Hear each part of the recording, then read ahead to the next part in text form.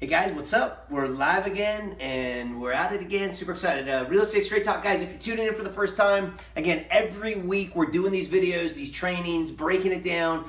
I'm looking at what people are, wanting to learn about, what they want to, how they can take their business to the next level. So here we are. Again, I'm excited every week. Got my board here. We're in a particular property. We did a walkthrough last week. Everyone loved the walkthrough, so I'm going to keep doing as many walkthroughs as I can and try to give just the extra little tip, extra little edge, and show some deals that I'm involved in right now. I am particularly excited about this deal. I believe it to be one of the best deals I've done, and it has a little secret trick to it, and a lot of people have heard about it, but they're like, what is it, and how does it exactly work?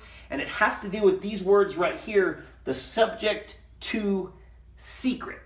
And people hear, I'm buying it subject to, I'm buying seller financing. A lot of times it's just like, wow, that seemed a little bit complicated. How does that work? But I want to show you the power that exists in subject to and exactly how it is, how it works, and the power that exists. I'm in the process, by the way, of selling this property right now.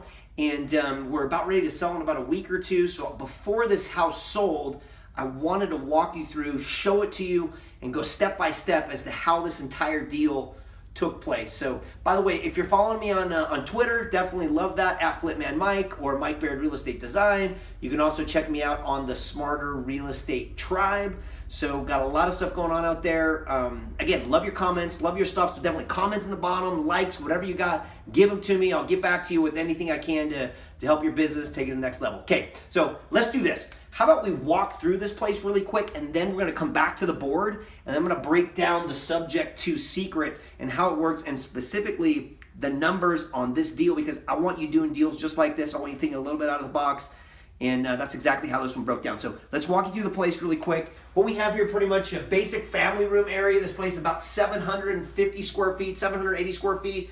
Walk in. Family room area. This is the staging furniture. You've probably seen this staging furniture before because I've used it in a ton of other properties. We're just bringing it from one to the next to the next. It's a recipe that works. So family room area. Then we're coming right over into here, which is basic kitchen. While I had this place rented, I did not have granite countertops in. I kind of just maintained its condition in what I refer to as a rent-ready condition. And then when it's time to sell, you make it in sell-ready condition. So we threw some granite countertops in here. We repainted all of these white cabinets. Added, again, just a little knob here. Did the stainless steel appliances. So these are all brand new. And then updated the light fixture, again, to try to just get it a little bit more sell-ready. There's a difference. The rent-ready is kind of down here in this level. But that sell-ready, we want to just take it up a couple of notches with the stainless steel appliances, the granite countertops. And by the way, if you've got a rental that you're thinking about selling, do those small little things. Get the renter out of there. Maybe spend $2,000, $3,000, $4,000, whatever it's going to take, just to get it sell ready. And trust me, your ROI will definitely be there. I see too many people trying to sell rental properties with tenants in them that are all kind of run down. Just do the small things. And no one wants to lose maybe a month or two in rent that it might take to make it sell ready, but I've always seen that it's definitely worth it. So that's what we did here. This place has been vacant for, about 15 days, 30 days, not too long. So that's the kitchen area, family room. Then come back here, and we've got basically just 2 bedrooms and a bath. Again, we brought that granite countertop and threw it right here in the bathroom as well to get that sell ready, and then just kind of keep this nice and clean. Again, simple staging and towels just to kind of soften the space again. We've talked about that in the past. And then right here, again, simple staging. Came right in here, just bed, and here we are. This is just a basic 2-bedroom, 1-bath rental property that I've had for a little while now. Just show you this bedroom just real quick. But again, just nice, simple, basic type of a place. Anybody can own a place like this, manage a place like this. It's affordable. It's simple to rehab, to do paint, do stuff like that. So that's kind of the place in general. Now, I'm excited about the numbers on this. So I want to walk you through how I came across this property, how I acquired it. And that's where I think you'll see the power in this whole topic and the secret that is to buy subject to. So what happened on this property is actually another investor purchased this property for about $105,000. It was about 6 years ago. I'm just going to write that number up there so that you remember that. Acquisition price was 105. And to be honest with you, it was 6 years ago, so it might have been 104, 107, 108, but let's just call it 105. It was right in that 105 pocket. So he buys it for $105,000. He put about $15,000 down when he acquired this property. So he put $15,000 down. This was his down. And then he came in and he had about a $90,000 loan on this property. And that loan itself, the payments on it were about $450 a month, okay? So you're looking at this and you're going, okay, not bad. A guy comes in, he buys the place for $105, he puts about $15,000 down, he's got this loan for $90,000, he's got about $450 a month of payment. The question is, hey, can you rent it out? Like, what will it rent for? And a place like this rents for between $750 to $800. I recently rented this place for $850 a month.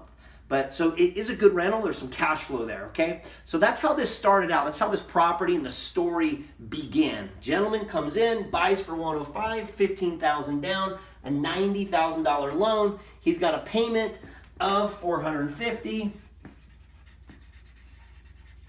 And let's just call the rent $850, because that's what we've recently been getting. So we're really talking about positive cash flow. It's at the bottom here, about $400 a month. Per month. Personally, I'm looking at these numbers. I really like these numbers. If I'm making $400 a month in positive cash flow on a $105 acquisition, I'm liking it. Those are good numbers to me, okay? So what happens is this gentleman basically says, hey, you know what? I really need my $15,000 back. I really want my $15,000 back. I need that for some other stuff that I'm doing right now. And he approaches me and says, hey, is there something that we can work out? And this is where I look at it and say, okay, let's see what we can do. Can we help this individual out? Can we get their $15,000 back? And so this is what happened on what I did, is I basically stepped in and I gave him his $15,000 back. At this point in time, he likes it because he's got his $15,000. And I've now invested $15,000 into this property. Now, by the way, a lot of times you hear me talk about in the short term, the most important thing to me is price. I'm price sensitive in the short term, but in the long term, I'm more sensitive about terms and what's going to happen and the cash flow that's going to take place. So at this point, I'm saying, hey, I'll give you $15,000. You're whole, you're good, but here's the kicker. What I ask him to do is I ask him to sell me the property subject to the existing financing. And let me just explain that just really quick, because what happens is we have something known as title, and title is really what's going to give us ownership. So Mr. and Mrs. Jones transfer the property to Mr. and Mrs. Smith. Jones to Smith, right? So that's title. That's ownership is being transferred via title. Now the other side of this has to do with encumbrances.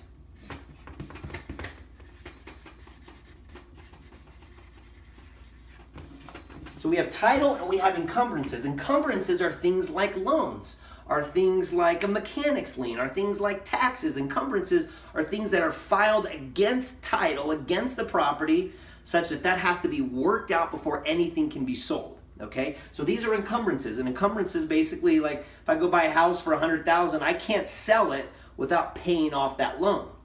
But in this case, I agreed to basically take title to this property, even though it was still being encumbered by that previous $90,000 loan.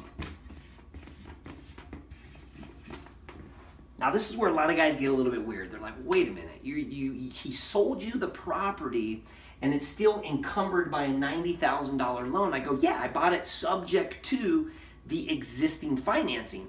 A lot of people go, wait, you can't do that. Like, you can't do that because there's documents in loans that basically say that there's an acceleration clause. And you know what? There absolutely is. Banks have verbiage in their documents and their deed of trust that basically says, hey, you can't do that, or we have the right to accelerate the loan. Now, as long as I've been doing this for the last 15 years, I've never seen a bank actually exercise that option and accelerate the loan. What does the bank want? The bank wants their payment. So I basically turn to the seller and he says, hey, transfer me the title. I know it's encumbered. I'll take it encumbered to the $90,000. I'll pay you the $15,000 and you're whole. And what I'll do is I'll turn around, I'll manage the property, I'll rent the property out, and then I will make sure that your payments are made for you in your behalf. And he goes, well, that's sweet. I'm no longer tied to the property and I don't have any financial obligation to the property. You're gonna take that over. I got my $15,000, I transfer title to you, and you're just gonna make sure that that loan is basically secure and taken care of and all that. And he goes, well, wait a minute, how am I gonna know that that is actually taken care of? And I says, well, whenever you need a statement, if you wanna run it through escrow, whatever it can be, well, I'll make sure that that loan is taken care of, it's secure, and that you're good to go. It's like, okay, sounds like a win. So it's a win for me because I get into it for $15,000. It's a win for him because he basically gets his 15 and he transfers title to me encumbered by this. Now, let me tell you. So at this point in time, I'm into this property, $15,000. I turn around, I'm encumbered by this $90,000 loan. I do the same thing that he was doing right up front, which is essentially I pay the $400 a month to the bank, and then I collect rent for $850. This is rent. So 6 years ago, we do this transaction. Here's the $15,000, here's the deed. I'll continue to make those payments in your behalf. I collect the difference, which is about $400 a month. So now I'm looking at about $400 cash flow. We're talking about 12 months times 6 years. And that is about what, 20,000, 28,000, what is it, 28,000? 800. 800, 28,800. So now we're talking about $28,800 in cash flow. And now you're thinking, well, Mike, you just that sounds like a pretty good deal, $400 a month. Now you turn around and you're selling it and you're going, okay, well, what's the property worth? Well, in the last 6 years, the property has increased in value. Recognize before he bought it for $105.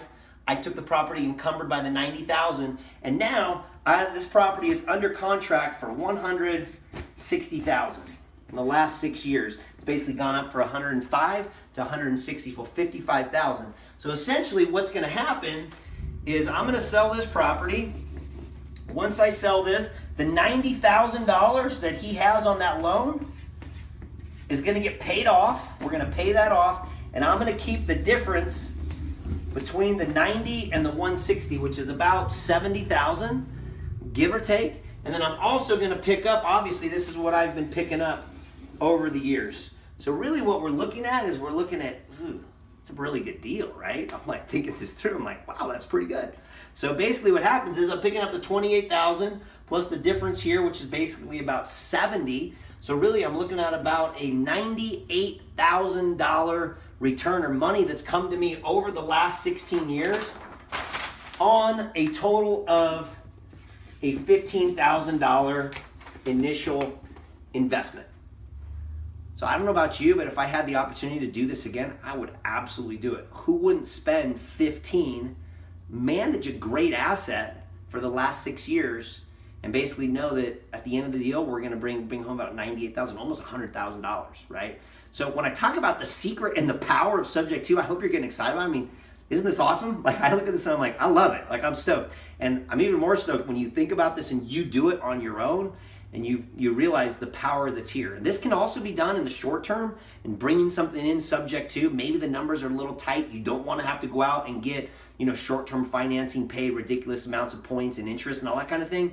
You just come in, buy it Subject 2. You make sure that those payments are being serviced. You take care of that underlying borrower. And then you turn around at the end of the day when you liquidate, that underlying loan basically gets paid off and everything is good. So that's the secret behind the Subject 2. That was a ton of content. I get it. I hope you're like excited about it. Your head's kind of spinning if you can do it or not. If you want to talk about it more, definitely sign up for a one-on-one consultation. I'll walk you through the steps. We can walk you through more. If you got deals you're looking at right now you want to talk about, definitely do that. So let's go one-on-one. If you want to check out my book, you can check that out. There's a lot of great content, a lot of stuff, definitely, as well as the tribe. So anyways, I hope this week was super helpful and profitable. Help you just think a little bit outside the box and start thinking Subject 2. Thanks for watching, and we'll be back next week. See you.